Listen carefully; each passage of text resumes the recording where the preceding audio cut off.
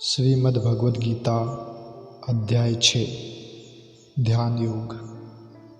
श्री कृष्ण कहते हैं, जो पुरुष अपने कर्म फल के प्रति अनासक्त है और जो अपने कर्तव्य का पालन करता है वही सन्यासी और असली योगी है।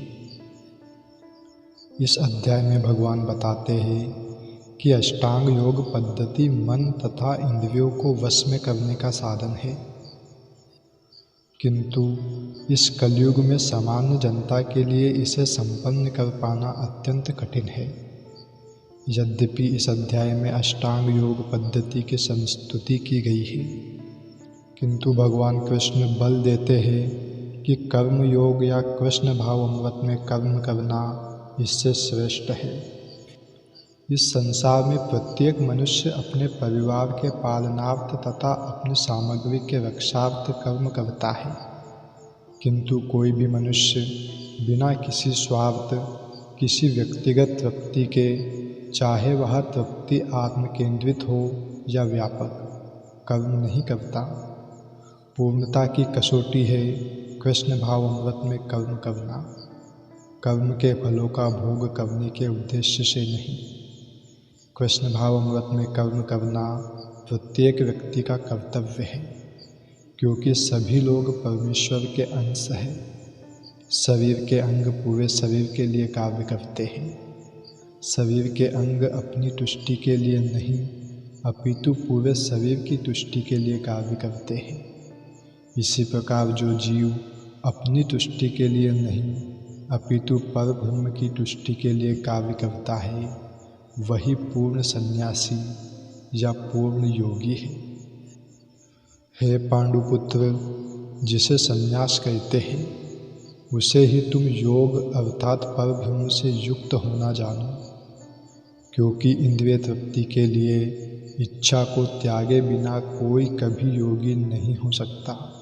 वास्तविक सन्यास योग या भक्ति का अर्थ है कि जीवात्मा अपनी स्वाभाविक स्थिति को जाने और उसके अनुसार कर्म करे। जीवात्मा का अपना स्वतंत्र अस्तित्व नहीं होता, वह परमेश्वर की तटस्थ शक्ति है। जब वह माया के वशीभूत होता है तो वह बद्ध हो जाता है, किंतु जब वह कृष्ण भावना भावित रहता है अर्थात आध्यात्मिक शक्ति में सजग रहता है, तो वह अपनी सहज स्थिति में होता है। इस प्रकार जब मनुष्य पूर्ण ज्ञान में होता है तो वह समस्त इंद्रिय तृप्ति को त्याग देता है, अर्थात समस्त इंद्रिय तृप्ति के कार्यकलापों का परित्याग कर देता है। इसका अभ्यास योगी करते हैं, जो इंद्रियों को भौतिक आसक्ति से रोकते हैं, किंतु कृष्ण भावना भावित व्यक्ति को ऐसी किसी भी वस्तु में अपनी इंद्रिय लगाने का अवसर ही नहीं मिलता जो कृष्ण के निमित्त ना हो। फलतः कृष्ण भावना भावित व्यक्ति सन्यासी तथा योगी साथ साथ होता है।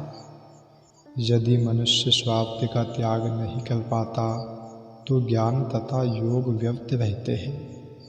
जीवात्मा का मुख्य ध्येय तो समस्त प्रकार की आत्मतृप्ति को त्याग कर परमेश्वर की तुष्टि करने के लिए तैयार रहना है। कृष्ण भावना भावित व्यक्ति में किसी प्रकार की आत्मतृप्ति की इच्छा नहीं रहती, वह सदैव परमेश्वर की प्रसन्नता में लगा रहता है।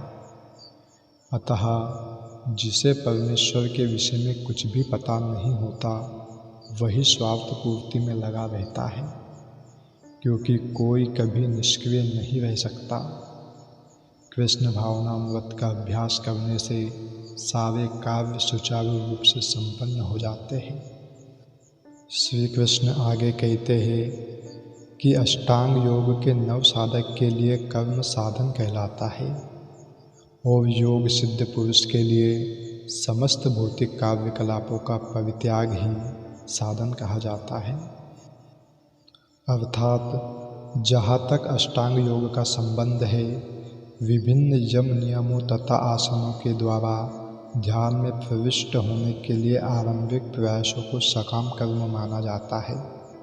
ऐसे कर्मों से पूर्ण मानसिक संतुलन प्राप्त होता है, जिससे इंद्रियां वश में होती है। जब मनुष्य पूर्ण ध्यान में सिद्धस्त हो जाता है तो विचलित करने वाले समस्त मानसिक कार्य बंद हुए माने जाते हैं। किंतु कृष्ण भावना भावित व्यक्ति प्रारंभ से ही ध्यान अवस्थित रहता है, क्योंकि वह निरंतर कृष्ण का चिंतन करता है। इस प्रकार कृष्ण की सेवा में सतत व्यस्त रहने के कारण उसके सारे भौतिक कार्यकलाप बंद हुए माने जाते हैं। जब कोई पुरुष समस्त भौतिक इच्छाओं का त्याग करके ना तो इंद्रिय तृप्ति के लिए कार्य करता है और न सकाम कर्मों में प्रवृत्त होता है, तो वह योगारूढ़ कहलाता है। जब मनुष्य भगवान की दिव्य प्रेमा भक्ति में पूरी तरह लगा रहता है तो वह अपने आप में प्रसन्न रहता है और इस तरह वह इंद्रिय तृप्ति या सकाम कर्म में प्रवृत्त नहीं होता, अन्यथा इंद्रिय तृप्ति में लगना ही पड़ता है, क्योंकि कर्म किए बिना कोई रह नहीं सकता। बिना कृष्ण भावनामृत के मनुष्य सदैव स्वार्थ में तत्पर रहता है, किंतु कृष्ण भावना भावित व्यक्ति कृष्ण की प्रसन्नता के लिए ही सब कुछ करता है। फलतः वह इंद्रिय तृप्ति से पूरी तरह विरक्त रहता है। जिसे ऐसी अनुभूति प्राप्त नहीं होती उसे चाहिए कि भौतिक इच्छाओं से बचे रहने का वह यंत्रवत प्रयास करे, तभी वह योग की सीढ़ी से ऊपर पहुंच सकता है। मनुष्य को चाहिए कि अपने मन की सहायता से अपना उद्धार करे और अपने को नीचे ना गिरने दे। यह मन बद्ध जीव का मित्र भी है और शत्रु भी। दोस्तों, मन ही मनुष्य के बंधन का और मोक्ष का भी कारण है। इंद्रिय विषयों में लीन मन बंधन का कारण है और विषयों से विरक्त मन मोक्ष का कारण है। जिसने मन को जीत लिया उसके लिए मन सर्वश्रेष्ठ मित्र है, किंतु जो ऐसा नहीं कर पाया उसके लिए मन सबसे बड़ा शत्रु बना रहेगा।